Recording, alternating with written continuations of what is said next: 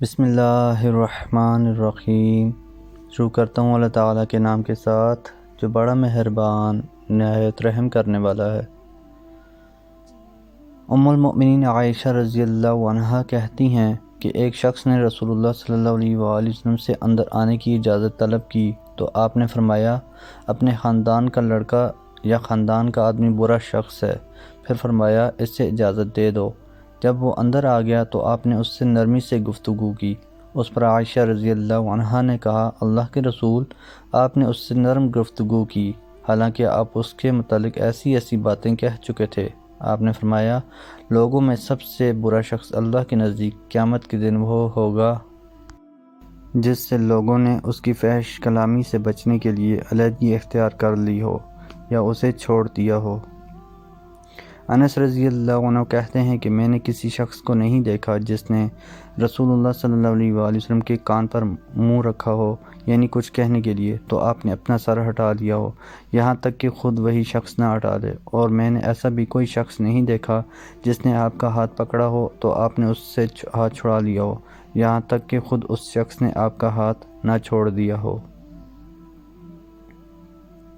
ابو امامہ رضی اللہ عنہ کہتے ہیں کہ رسول اللہ صلی اللہ علیہ وآلہ وسلم نے فرمایا میں اس شخص کے لیے جنت کے اندر ایک گھر کا ضامن ہوں جو لڑائی جھگڑا ترک کر دے اگرچہ وہ حق پر ہو، اور جنت کے بیچوں بیچ ایک گھر کا اس شخص کے لیے جو جھوٹ بولنا چھوڑ دے اگرچہ وہ ہنسی مذاق ہی میں ہو، اور جنت کی بلندی میں ایک گھر کا اس شخص کے لیے جو خوش خلق ہو۔ ابو سعید خدری رضی اللہ عنہ کہتے ہیں کہ رسول اللہ صلی اللہ علیہ وآلہ وسلم نے فرمایا تم لوگ راستوں میں بیٹھنے سے بچو۔ لوگوں نے عرض کیا اللہ کے رسول، ہمیں اپنی مجالس سے موفر نہیں، ہم ان میں ضروری امور پر گفتگو کرتے ہیں۔ آپ نے فرمایا پھر اگر تم نہیں مانتے تو راستے کا حق ادا کرو۔ لوگوں نے عرض کیا راستے کا حق کیا ہے اللہ کے رسول؟ آپ نے فرمایا نگاہ نیچے رکھنا، ایذا نہ دینا، سلام کا جواب دینا، نیکی کا حکم دینا اور برائی سے روکنا۔ ابو ہریرہ رضی اللہ عنہ کہتے ہیں کہ ابو القاسم صلی اللہ علیہ وآلہ وسلم نے فرمایا جب تم میں سے کوئی دھوپ میں ہو، مخلت کی روایت سایہ میں ہو، پھر سایہ اس سے سمٹ گیا ہو اس طرح کہ اس کا کچھ حصہ دھوپ میں آ جائے اور کچھ سایہ میں رہے، تو چاہیے کہ وہ اٹھ جائے۔ جابر بن عبداللہ رضی اللہ عنہما کہتے ہیں کہ انہوں نے نبی اکرم صلی اللہ علیہ وآلہ وسلم کو فرماتے سنا جب آدمی گھر میں داخل ہوتے وقت اور کھانا کھاتے وقت اللہ کا ذکر کرتا یعنی بسم اللہ کہتا ہے تو شیطان اپنے لشکر سے کہتا ہے کہ آج یہاں نہ تمہاری رات گزر سکتی ہے، یعنی نہ سونے کی جگہ تم کو مل سکتی ہے اور نہ تمہیں کھانا مل سکتا ہے، اور جب آدمی گھر میں بغیر اللہ کا ذکر کیے یعنی بغیر بسم اللہ کہے داخل ہوتا ہے تو شیطان اپنے لشکر سے کہتا ہے کہ تم نے سونے کی جگہ پا لی۔ اگر آدمی کھانے کے وقت بھی اللہ کا نام نہیں لیتا ہے تو شیطان کہتا ہے کہ تم نے کھانے اور سونے دونوں کی جگہ پا لی۔ عبداللہ بن عمر رضی اللہ عنہما کہتے ہیں کہ رسول اللہ صلی اللہ علیہ وآلہ وسلم نے فرمایا جب کوئی شخص اچانک کسی کو بلا یا مصیبت میں مبتلا دیکھے تو یہ دعا پڑھے الحمدللہ الذی عافانی مما ابتلاک بہ وفضلنی علی کثیر ممن خلق تفضیلا۔ تمام تعریفیں اس اللہ کے لیے ہیں جس نے مجھے عافیت دی اس چیز سے جس میں تجھ کو مبتلا کیا اور مجھے اپنی بہت سی مخلوقات پر فضیلت بخشی، تو وہ اس بلا اور مصیبت سے محفوظ رہے گا چاہے کوئی بھی بلا اور مصیبت ہو۔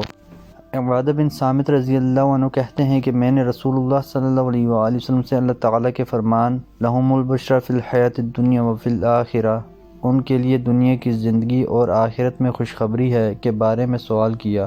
کہ اس آیت کا کیا مطلب ہے، تو آپ صلی اللہ علیہ وآلہ وسلم نے فرمایا یہ اچھے خواب ہیں جنہیں مسلمان دیکھتا ہے یا اس کے لیے کوئی اور دیکھتا ہے۔ طلحہ بن عبید اللہ رضی اللہ عنہ سے روایت ہے کہ دور دراز کے دو شخص رسول اللہ صلی اللہ علیہ وآلہ وسلم کی خدمت میں حاضر ہوئے، وہ دونوں ایک ساتھ اسلام لائے تھے، ان میں ایک دوسرے کی نسبت بہت ہی محنتی تھا، تو محنتی نے جہاد کیا اور شہید ہو گیا، پھر دوسرا شخص اس کے 1 سال بعد تک زندہ رہا، اس کے بعد وہ بھی مر گیا۔ طلحہ رضی اللہ عنہ نے کہا طلحہ رضی اللہ عنہ کہتے ہیں کہ میں نے خواب میں دیکھا کہ میں جنت کے دروازے پر کھڑا ہوں، اتنے میں وہ دونوں شخص نظر آئے اور جنت کے اندر سے ایک شخص نکلا اور اس شخص کو اندر جانے کی اجازت دی۔ جس کا انتقال آخر میں ہوا تھا، پھر دوسری بار نکلا اور اس کو اجازت دی جو شہید کر دیا گیا تھا۔ اس کے بعد اس شخص نے میرے پاس آ کر کہا، تم واپس چلے جاؤ، ابھی تمہارا وقت نہیں آیا۔ صبح اٹھ کر طلحہ رضی اللہ عنہ لوگوں سے خواب بیان کرنے لگے تو لوگوں نے بڑی حیرت ظاہر کی۔ پھر خبر رسول اللہ صلی اللہ علیہ وآلہ وسلم کو پہنچی اور لوگوں نے یہ سارا قصہ اور واقعہ آپ سے بیان کیا تو آپ صلی اللہ علیہ وآلہ وسلم نے فرمایا، تمہیں کس بات پر تعجب ہے؟ انہوں نے کہا، اللہ کے رسول، پہلا شخص نہایت عبادت گزار تھا، پھر وہ شہید بھی کر دیا گیا، اور یہ دوسرا اس سے پہلے جنت میں داخل کیا گیا۔ آپ صلی اللہ علیہ وآلہ وسلم نے فرمایا، کیا یہ اس کے بعد 1 سال مزید زندہ نہیں رہا؟ لوگوں نے عرض کیا، کیوں نہیں، ضرور زندہ رہا۔ آپ صلی اللہ علیہ وآلہ وسلم نے فرمایا، 1 سال میں تو اس نے رمضان کا مہینہ پایا، روزے رکھے اور نماز بھی پڑھی اور اتنے سجدے کیے، کیا یہ حقیقت نہیں ہے؟ لوگوں نے عرض کیا، یہ تو ہے۔ آپ صلی اللہ علیہ وآلہ وسلم نے فرمایا، تو اسی وجہ سے ان دونوں کے درجوں میں زمین و آسمان کے فاصلے سے بھی زیادہ دوری ہے۔ محترم دوستو، اللہ تعالیٰ سے دعا ہے اللہ تعالیٰ ہمیں ان حدیث پر عمل کرنے کی توفیق عطا فرمائیں۔ اللہ تعالیٰ ہمیں دونوں جہانوں میں کامیابیاں عطا فرمائیں، آمین۔ جزاکم اللہ خیراً کثیرا، والسلام علیکم ورحمۃ اللہ وبرکاتہ۔